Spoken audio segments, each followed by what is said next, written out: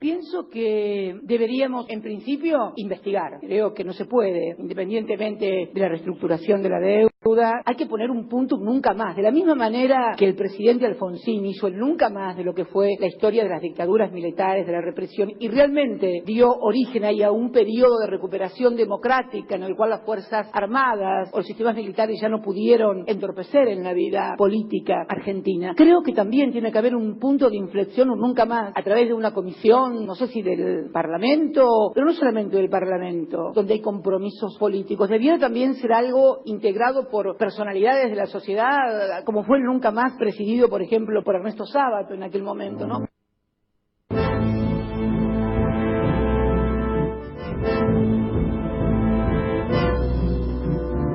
Buen día, amigos, buen día, mi admirado Gustavo Campana. Buen día, Víctor Hugo, ¿cómo va? Un poquito pinchado del relato de anoche, del partido de River. Terminó tarde, se durmió poco porque me enganché mirando la entrega de los Oscars. Dije, no la voy a mirar porque esto termina como a la 1:00 de la mañana. Y al final no pude porque hay muchas películas que me interesan de este momento y ahí me quedé. Así que lo estoy pagando. Un ratito de voz un poco fastidiosa, pido disculpas. ¿Cómo va el día? Hermoso día primaveral en pleno verano. 17 grados, 25 la máxima de hoy, mañana 26, el miércoles empieza a subir, 30 el jueves, 33, 32 el viernes. Tendremos un fin de semana más o menos con esas temperaturas. Ya vieron por dónde vamos en el comienzo del programa, pero quiero decirles que más adelante voy a hablar con el doctor Miguel Ángel Pierri, mi abogado defensor en la causa insólita, absurda, enloquecedora en la que fui absuelto por la desaparición de un cuadro. Clarín y Mañeto me metieron malversación de fondos públicos. Todavía no tengo, aunque les parezca mentira, un detalle de cuál ha sido la decisión. Ahí hay una cámara que se enloqueció en su momento obligando a que investigaran. Cuando el juez me absolvió, igual la Cámara me castigó y me mandó a juicio oral. Yo tenía que enfrentar un juicio oral, que en el fondo me daba gusto porque me imaginaba hablando 2 horas y diciéndoles mafiosos a muchos integrantes de la justicia y, por supuesto, al tipo que me denunció y me puso en ese brete. El juicio es un desprendimiento de aquel partido de Boca River por el que me han sacado 3 millones de pesos, directamente un robo de Mañeto hecho con la complicidad de la gente que él maneja en la justicia. Y otro tema con el que vamos a estar, Gustavo, es el de la gente de Iron Mountain. Ahí vamos a conversar, lo vamos a buscar a Juan Manuel Valdés, hijo de Eduardo, tan querido amigo, para que nos cuente qué va a pasar con los familiares de las víctimas de Iron Mountain. Hablando de deuda externa, semana clave, absolutamente importante porque llega la misión del fondo y porque Guzmán va al Congreso para explicar cuál es el plan. Miércoles entonces, llegada del fondo, miércoles Guzmán en el Congreso. Dice esto Gustavo Campana porque nosotros abrimos el programa escuchando a Cristina Fernández de Kirchner en Cuba. Una presentación, por supuesto, exitosísima, llena de aplausos, de mimos, de reconocimiento, con un dato muy emocionante cuando habló de la salud de su hija Florencia, pero fundamentalmente hablando de la deuda. Y la vamos a escuchar otra vez en lo que inició el programa para retomar ese camino. Pienso que deberíamos, en principio, investigar. Creo que no se puede, independientemente de la reestructuración de la deuda. Hay que poner un punto nunca más. De la misma manera que el presidente Alfonsín hizo el nunca más de lo que fue la historia de las dictaduras militares, de la represión, y realmente dio origen ahí a un periodo de recuperación democrática en el cual las Fuerzas Armadas o los sistemas militares ya no pudieron entorpecer en la vida política argentina. Creo que también tiene que haber un punto de inflexión, un nunca más, a través de una comisión, no sé si del Parlamento, pero no solamente del Parlamento, donde hay compromisos políticos. Debiera también ser algo integrado por personalidades de la sociedad, como fue el nunca más presidido, por ejemplo, por Ernesto Sábato en aquel momento, ¿no? Estamos en 2020 y esto que dice Cristina puede ser parte de un programa de radio de 1984 en la República Argentina. En ese momento se discutía la formación de una comisión bicameral para investigar la deuda, la legítima y la ilegítima. No se pudo, por supuesto, hubo un poder real plantado frente a la democracia, condicionándola, y no se pudo. Está esperando todavía ese formato, el Congreso de la Nación, para decir basta, pero a través de números reales, culpas y culpables, que aparezcan todos los apellidos que han sido el puente con la deuda y la dependencia económica como mínimo del 83 para acá. Mi amigo Carlos Milito, que es locutor, periodista, platense, muy amigo, me mandó una nota que me interesará desarrollar, pero cuyo título ya me atrae, de Clara Valverde. Clara Valverde acusa al neoliberalismo de practicar una política basada en la muerte de los excluidos. El neoliberalismo aplica la necropolítica, y me quedé pensando, necropolítica es dejar morir a las personas que no son rentables. Neoliberalismo mata es algo que dijimos allá por el invierno de 2016 con la primera muerte en Córdoba por hipotermia, y de ahí en adelante se convirtió en una de las grandes banderas del programa. El neoliberalismo mata, claro que mata. La cuestión es que es una semana clave, Gustavo Campana, en la cual Guzmán va a recibir al Fondo Monetario Internacional para decirle que la deuda es insostenible. ¿Y quién puede dudar que la deuda es insostenible? ¿Quién podría cruzarse en el camino de algo donde hay absoluta sinceridad de parte del gobierno nacional, y que por otra parte se convierte en una defensa de los intereses de la gente? Aquí, o se paga la deuda a estos buitres, a estos sinvergüenzas bandoleros internacionales, porque no mejoran esto, es lo que son, o se le da la ayuda que necesita la gente para recuperar el entramado social y darle un alivio a una situación absolutamente desesperante. Lo otro es que nos piden a cambio. Se está hablando de un acuerdo por 10 años con el Fondo Monetario Internacional y un periodo de gracia para no pagar intereses de 3 a 4 años. Bueno, ¿qué piden a cambio? Y la verdad es que se sigue hablando siempre de la misma receta. Se sigue hablando de reformas estructurales en materia fiscal y previsional. Si esto es así, atención, porque estaríamos parados en un campo minado y saliendo por el lugar menos indicado. Lo que el gobierno quiere es que el Fondo Monetario Internacional reconozca que la deuda es insostenible, que lo diga el Fondo Monetario Internacional, que lo reconozca, y después avanzar en un acuerdo que implica una prórroga de los pagos del acuerdo, tanto del fondo como la ayuda para reducir la deuda de los bonistas privados. El fondo lo está diciendo a su modo, pero claro, no alcanza, porque si ahora te da un acuerdo de 10 años con una gracia de 3 o 4 para empezar a pagar, es el mismo fondo que hace 1 año y medio te prestó lo que vos no podías pagar. Te está diciendo hoy, fui a salvar a un gobierno y no a un país, y ahora, claro, es el país el que tiene que pagar el costo. Es lo que va a estar diciendo Martín Guzmán cuando el miércoles esté en la Cámara de Diputados, hablar de los lineamientos de la sostenibilidad que tiene esta deuda, es decir, que no tiene poder pagar esta deuda. Es tan cruel que le hayan hecho esto a la Argentina, que me parece que hasta la tal Cristalina, presidenta del Fondo Monetario Internacional, se ha sensibilizado. No sorprende que el Papa o incluso algunos estadistas europeos hayan reaccionado favorablemente a los intereses de la Argentina.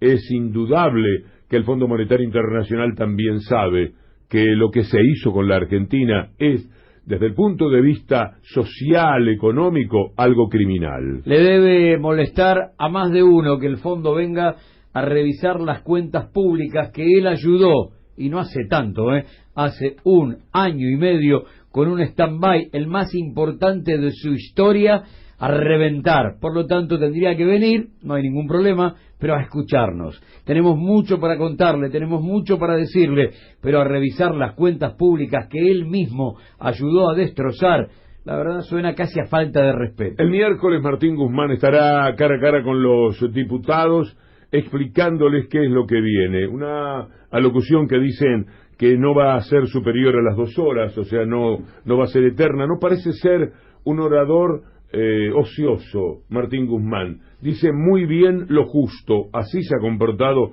hasta ahora. Tiene que explicar cuál es la quita que pretenden, cuáles son los plazos que van a intentar. O sea que el miércoles vamos a tener alguna respuesta para esta ansiedad que existe en muchos de cuánto se va a evitar pagar en el mano a mano con los fondos privados y cuánto se va a patear la pelota para adelante en la relación con el Fondo Monetario Internacional. Y casi preparándose para este encuentro, uno observó en las últimas 48, 72 horas casi a todo el arco opositor desfilando por los medios de comunicación corriendo por izquierda a todo el mundo, pero básicamente a Kicillof, a Guzmán y a Alberto Fernández. Hay que prepararse, será una sesión donde los tipos van a decir: nosotros no hicimos absolutamente nada, en esta historia no somos ni culpables ni dueños de las culpas, y esto obviamente fruto de una renegociación mala hecha por ustedes engañándole a su propio electorado, al que le prometieron una cosa y resulta que ahora vienen con ajuste. Va a ser una sesión difícil, no cabe duda. Llega una nueva misión del Fondo Monetario Internacional, una misión que estará justamente el miércoles aquí. Van a coincidir Martín Guzmán hablando en la Cámara de Diputados y el Fondo Monetario Internacional llegando a Buenos Aires con el propósito de revisar las cuentas públicas. Qué mal las revisaron en el pasado inmediato, de qué poco se dieron cuenta del daño que le estaban provocando al país. Es más, cuando hicieron el informe técnico antes del stand-by, dio negativo. Lo que plantearon era: no le podemos prestar a la República Argentina semejante cifra, que supera casi en 10.000 millones de dólares a lo que le dejó como deuda externa la dictadura a Raúl Alfonsín. Pero el dato fue político. Imperó Trump en esta historia, ganando una discusión más en la mesa chica del Fondo Monetario. Había que salvar el triángulo de la derecha en el continente, Brasil, Argentina, Chile, y no lo podían dejar solo a Macri. Fue un dato político. La última vez que vinieron, tiraron un informe recontra negativo. Sin embargo, la guita apareció. Aparecieron por acá la última vez los del Fondo Monetario Internacional a chequear lo que sucedía en agosto después de las PASO, que eran un dato muy revelador. Estaban desesperados por saber qué iba a pasar en un futuro que ellos habían querido construir de otra manera, porque no nos olvidemos que buena parte de esta deuda criminal entregada por la Argentina al Fondo Monetario Internacional tenía que ver con el propósito del fondo y de los Estados Unidos particularmente, y de Trump y de toda esa gente, de mantener el gobierno de Macri en el poder en la Argentina. Este es el motivo fundamental por el que se prestó una plata que no tenía ya ningún sentido, que era absurdo seguirle prestando a la República Argentina. Querían ganar las elecciones y aparecieron por acá los del Fondo Monetario Internacional la última vez en agosto, poquitos días después de haber transcurrido las primarias, porque claro, se asustaron, dijeron: ¿y ahora qué hacemos? Pero acordate que dijeron no a los 11.000 que restaban. Vinieron a ver qué había sucedido con Nerón y el 12 de agosto y esa devaluación que castigó a un pueblo que le votó en contra. En ese momento dijeron: los 11.000 que restan no, vamos a esperar qué dice el próximo presidente, que para ellos, y por supuesto no le erraron, ya estaba decretado en función de que habían dicho las urnas el 11 de agosto. Y entonces a los 11.000 le dijeron no. Después fue Fernández el que no los quiso. Es muy gracioso lo que ha ocurrido con el Fondo Monetario Internacional. Ya no está Lagarde, lo echaron a Cardarelli, lo echaron ahora a Lipton. Se fue con el saquito de té a algún lado que por lo menos a la Argentina no puede hacerle más daño. Pero ¿cuánto le hizo? Porque ese Lipton fue el gran sostén para seguirle prestando plata a la Argentina. Y si hubiera sido por él, esa que desechó el gobierno de Alberto Fernández, también hubiera venido 11, 12, 13 millones, 1.000 millones de dólares, que le dijo: no, basta, estamos embuchados de dólares en el decir de Macri, no podemos seguir recibiendo dólares que vamos a tener que pagar, que ustedes nos prestaron cuando el dólar valía 15, 17, 19, estoy hablando de los bonistas privados, 22, 24, y ahora vamos a tener que pagar con el dólar mínimamente a 63 pesos. Hoy ya no se habla de quita. La semana pasada estaban planteando que el Fondo Monetario estaba recomendando una quita del 15%. Hoy no se habla de quita, se habla de salida, como técnicamente generalmente se dice, a la uruguaya, estirar los plazos, pero pagando el 100% del capital adeudado. Hoy, por lo menos, ya no se habla de quita.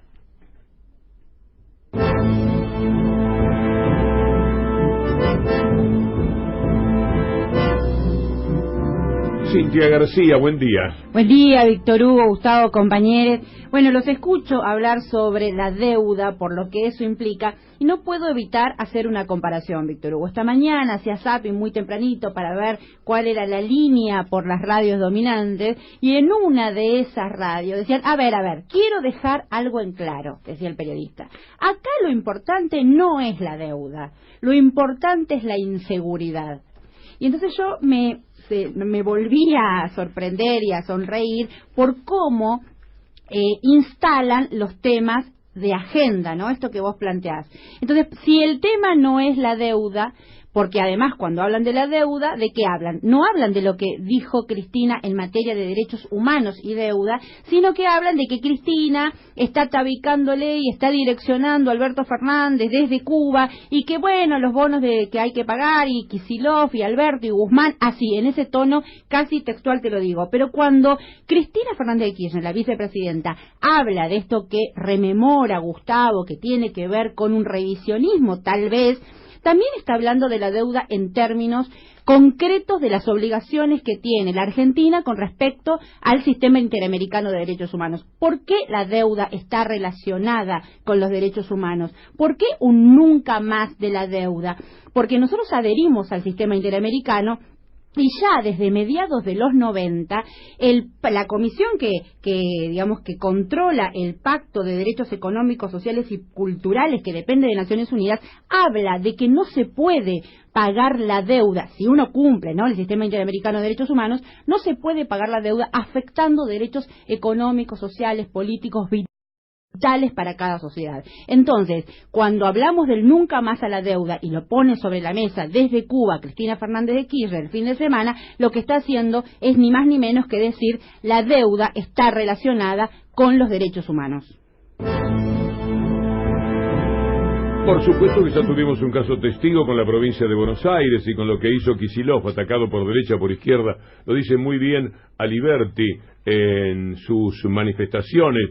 Axel, hablando por la deuda, ya es un tema porque lo iban a atacar si no pagaba y tuvieron que atacarlo porque pagó. Es una cosa demencial lo que te proponen determinados medios de comunicación, pero así están jugando, y lo importante es que como ciudadanos trabajemos y sepamos qué es lo que nos están haciendo.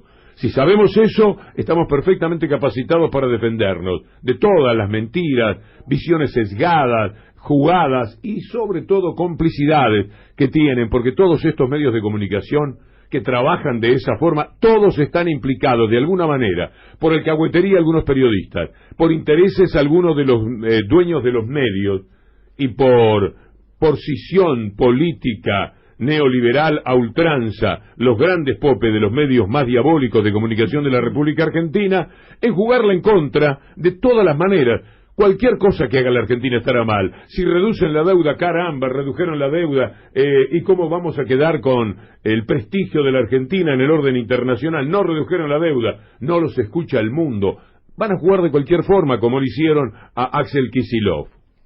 Lo que pasó entre el gobierno anterior y el de Vidal y Macri es que sobreendeudaron a la Argentina y a la provincia de una forma tan grande que ahora el peso de los servicios de deuda explotó con respecto al presupuesto. Entonces el presupuesto que tenemos, más en un marco recesivo que tuvo el gobierno anterior, 3 de los 4 años, hace que la deuda nosotros la llamamos insustentable. Básicamente que con los recursos que tenés no puedes afrontar, en el caso de la provincia y en el caso de la nación, vencimientos enormes. Sobre todo si no creces, si no generás divisas. Es una cosa enloquecedora, ténganlo siempre presente. A Kicillof, ya le dijimos varias veces por qué, pero no nos cansaremos de reiterarlo, van a tratar de hacerle la vida imposible, porque la provincia de Buenos Aires es la provincia. En las otras se pierde, se gana, algunas tienen hechos muy abultados, para mí fraudulentos, pero no tengo ninguna prueba, así que no me lleve el apunte por ese lado, como la provincia de Córdoba.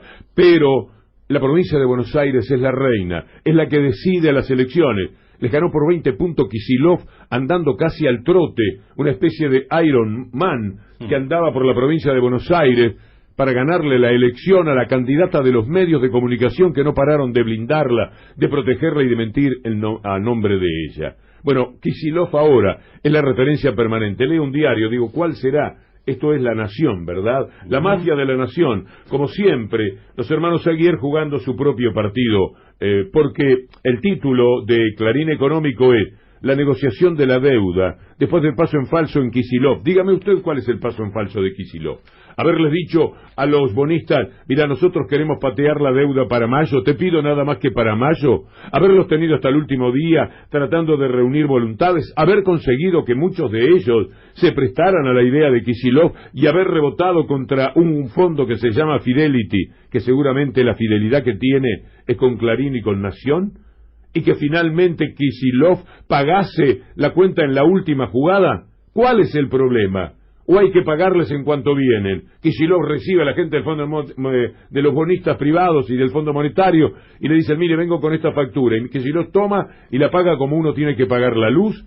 ¿Es así cuando sabemos que esta deuda es demencial, es fraudulenta, es un ataque gravísimo al país? ¿O uno toma la deuda y dice, mirá, déjame pagarte en mayo, correme hasta mayo, febrero, marzo, abril, mayo, son 3 o 4 meses, nada más que te pido? No, nosotros no podemos, nosotros sí, no tenemos ningún problema, señor gobernador. 70% más o menos se consiguió de adhesión, pero había un 25% núcleo duro que decía que no. Y al final se le pagó. Y se hizo muy bien, porque sirvió como un ensayo de todo lo que viene en la discusión por la deuda que tendrá que pagar ahora la nación.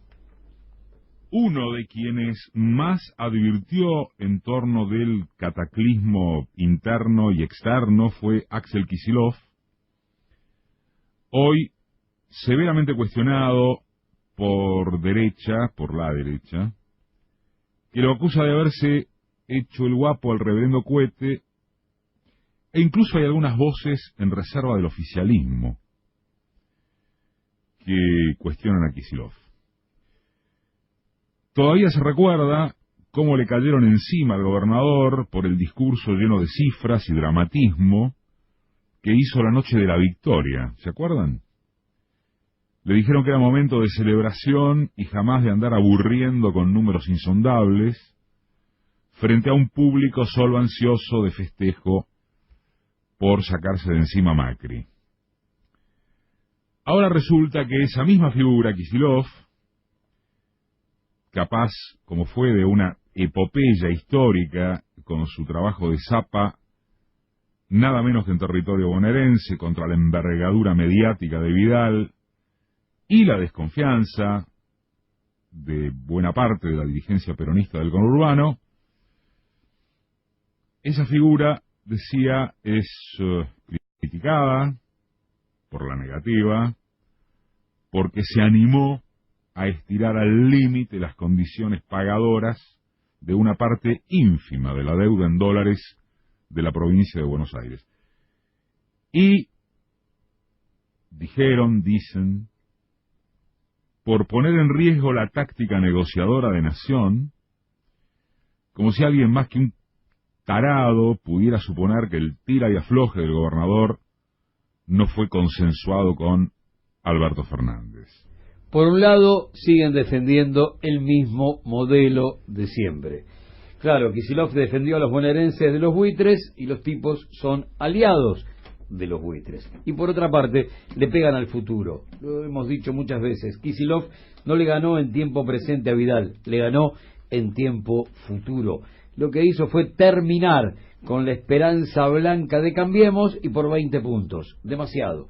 Entonces, se lo esquilma políticamente, se lo tala políticamente cuando se le pega por cualquier tema. Y deuda les vino como un anillo al dedo. Por un lado, el modelo.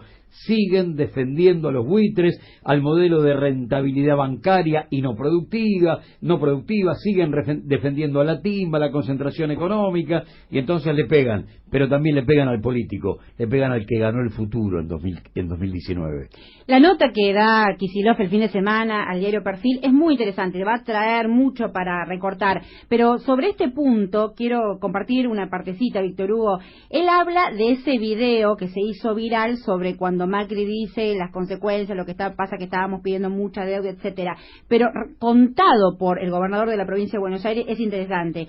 Dice Kicillof, hace unos días pudimos ver un video de Macri que se hizo relativamente famoso, no tanto como debería ser, dice Kicillof, porque fue una especie de autocrítica del expresidente. Es algo que está muy cuidado, no creo que se trate de una filtración. Me parece espantoso lo que dijo, es lo que se llama sincericidio.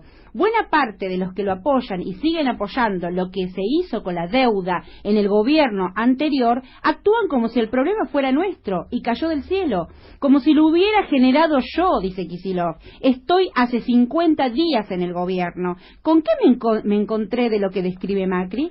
Él afirma que les decía a sus funcionarios, tomás y tomás deuda hasta que un día te la cortan. Ojo con eso, dice Kicillof. No sé cómo un expresidente puede decir yo decía. ¿A quién le decía? Si era él el presidente, la responsabilidad es de él. Fontevecchia le retruca, fue realmente muy desafortunado, y dice Kicillof, pero fue muy sincero, y no fue desmentido, ni por él ni por nadie de su espacio. Lo que reconoce es que tomaron deuda a 4 manos irresponsablemente. Macri sabía que eso se iba a terminar, que les iban a cortar el chorro. La gran responsabilidad de Guzmán y la bancada oficialista en diputados esta semana será hacer memoria, verdad y justicia sobre el tema deuda externa, porque si no, estas cosas van a seguir ensanchándose. La impunidad es cada día más grande y el negacionismo todos los días un poquito más alto. Hay una lectura de esos libros subrayados, mis libros subrayados, de uno de los últimos libros. Esta es una edición que me parece no es argentina, del doctor Raúl Zaffaroni, del libro La nueva crítica criminológica, la criminología en tiempos de totalitarismo financiero. Y él habla de una cosa que siempre reaparece cuando se dan estos temas, Gustavo, el rol del sistema penal en el colonialismo avanzado. Porque ahora juega también el sistema penal, el nacional y el internacional. El sistema penal, dice el doctor Zaffaroni, juega un papel central en la táctica de dominación colonialista tardía en la región. En las endebles democracias de nuestros países, lo que se hace ahora legalmente en Estados Unidos se practica con opacidad.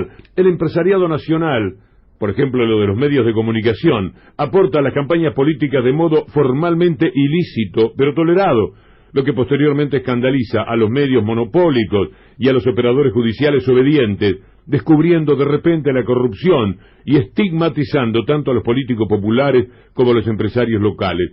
De este modo, el lawfare, la combinación de monopolios mediáticos y jueces obedientes, mata 2 pájaros de un tiro, criminaliza a los políticos que pueden obstruir el avance del sometimiento colonialista antipolítica y también a la burguesía nacional, capital productivo, para que las transnacionales reemplacen el capital nacional succionando toda la renta. Hoy comenzamos recordando aquel intento de formación de comisión bicameral de seguimiento de la deuda.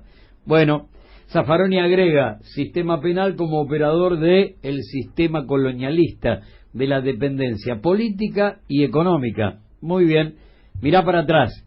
Este país fue capaz de generar que Videla muera en el inodoro del baño de su celda, pero no hubo un solo delito económico cometido con el sobreendeudamiento 76-83 que generara que algún tipo fuera en cana aunque sea 24 horas. No hubo un solo tipo en cana por el sobreendeudamiento 89-2001. Y no es casual.